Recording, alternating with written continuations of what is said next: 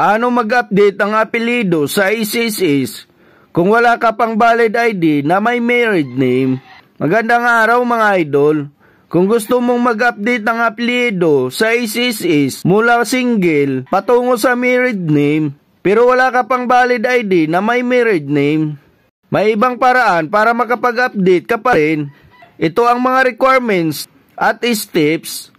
Kailangan mong mag-submit ng PSA marriage certificate. Ito ang pinaka-importanting dokumento bilang patunay na ang inyong bagong apelyido. Siguraduhin ito ay galing sa PSA, hindi sa local civil register lang. Kumuha ng SSS A4 form, i-check ang box na correction o change of name, at ilagay ang iyong bagong apelyido bilang may asawa. Step 3.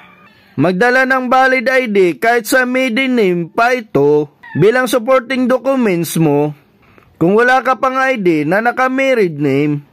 Step 4.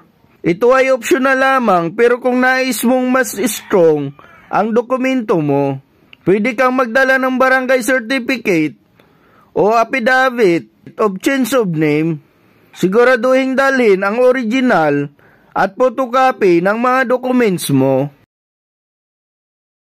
I-double check na pareho ang pangalan mo sa ID at sa marriage certificate. Huwag mong isubmit ang scan o photocopy PSA marriage certificate. Original copy talaga ang dapat yung ipasa o ibigay. Kung may mali sa spelling ng pangalan mo sa marriage certificate, ipakorek mo na ito sa PSA bago ka magpa-update sa SSS. At pag okay na, isubmit na ang mga dokumento sa SSS branch na malapit sa inyo. Personal submission required ito mga idol. Kaya maglaan kayo ng araw o oras para dito.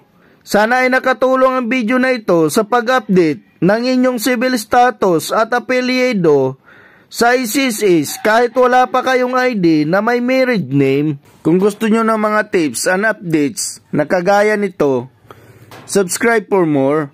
Thank you for watching.